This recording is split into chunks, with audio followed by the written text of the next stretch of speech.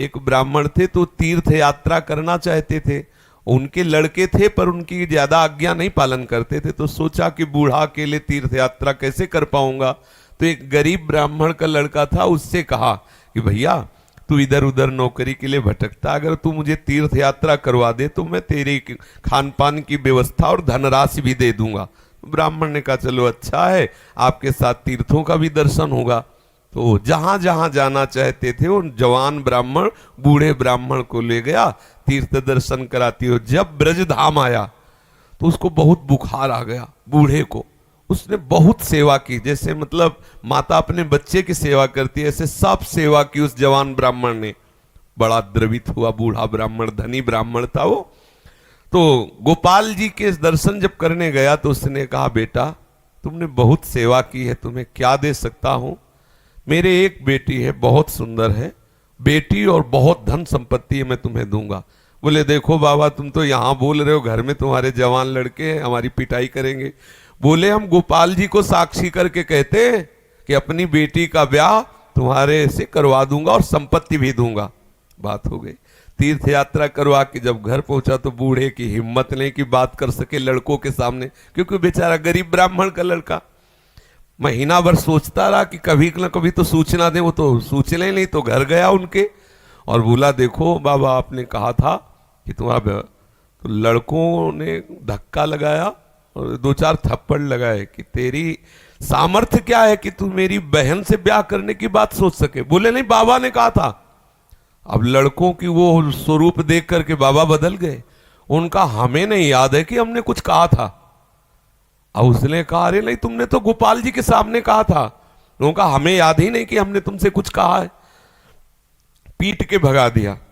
अब उस लड़के को इस बात का बुरा लगा कि तीर्थ यात्रा करके आया और कह रहा कि मुझे याद नहीं है। अब मैं अपनी तरफ से तो कहा नहीं था ब्याह करने की, और इसने हमारा अपमान भी करवाया, अब तो ब्याह करके ही रहेंगे। उसके जिद चढ़ गई।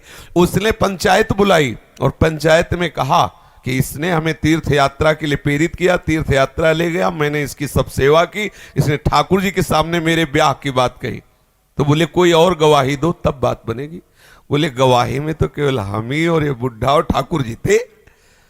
तो बोले अब भाई गवाही तो दो में क्या, तुम जो कह रहे हो कि इन्होंने कहा वो कह रहे नहीं कहा, तो तीसरा चाहिए।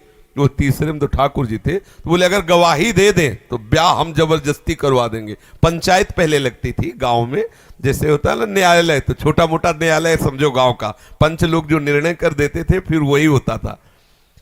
तो बुढ़े से कहा तो बुढ़ा राजी हो गया, क्योंकि उसे पता था गोपाल जी थोड़ी आएंगे। उसने कहा अगर गोपाल जी कह दें पंचों के बीच में आके कि हाँ हमारे सामने ब्याह की बात हुई थी, तो अब किसी की बात नहीं मानेंगे, हम ब्याह कर देंगे। लड़के भी राजी हो गए, क्योंकि सबको पता था कि कोई ठाकुर जी मूर्ति थोड़ी चल के आएगी। और उसने मूर्ति नहीं माना था, उसने साक्षात ठाकुर जी माना था। आया वृंदावन और ठाकुर जी का शयन हो गया था। अब वहां से अब वो बहुत परेशान कि अब कल तक हम रुके फिर ठाकुर जी से बात करें, तो ऐसा। अब दरवाजा बंद थे, खटखटाया, क्योंकि उसके लिए मूर्ति थोड़ी है, और कहा सुनो गोपाल जी हम तुमसे ये पूछने आए कि वो जो वृद्ध ब्राह्मण था उसने कहा था कि नहीं तुम्हारे सामने ब्याह की बात। दो चार बार आवाज लगाई तो वहां से तो कोई उत्तर नहीं आया।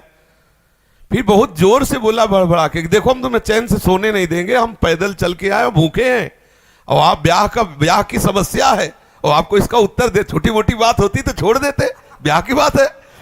ठाकुर जी ने अंदर से कहा मूर्ति कहीं चलती है, वहां चल के, जब बोले मूर्ति बोलती तो चलेगी क्यों नहीं। ठाकुर जी फंस गए।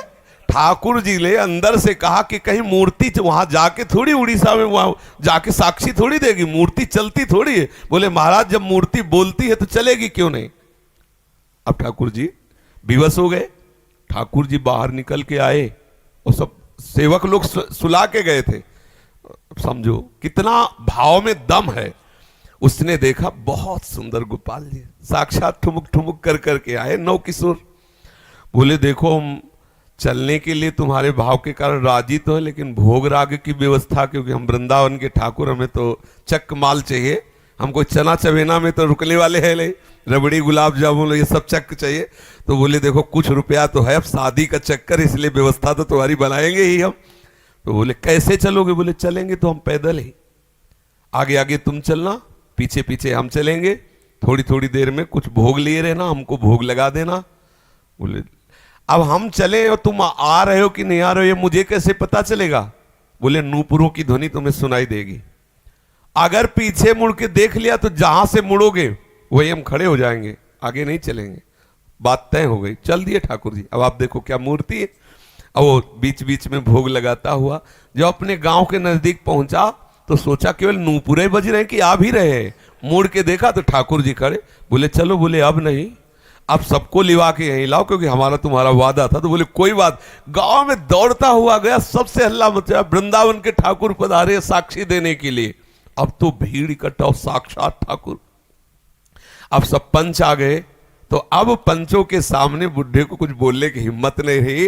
ठाकुर जी ने सबके सामने उस भक्त की वचन रक्षा के लिए बोले और कहा हमारे सामने का ब्याह हुआ। अब आप सोचो, अगर ये कोई बात सतयुग की नहीं है, ये बात सतयुग की नहीं है, ये कलयुग की ही बात है। हमारी श्रद्धा, हमारा विश्वास, जैसी हम भावना, अगर ठाकुर को मान लिया कि मूर्ति है तो मूर्ति ही रहेंगे। अगर मान लिया कि हम भले नहीं समझ पा रहे लेकिन हमारे ठाकुर है, तो एक दिन वो समझा देंगे कि वो ठाकुर है।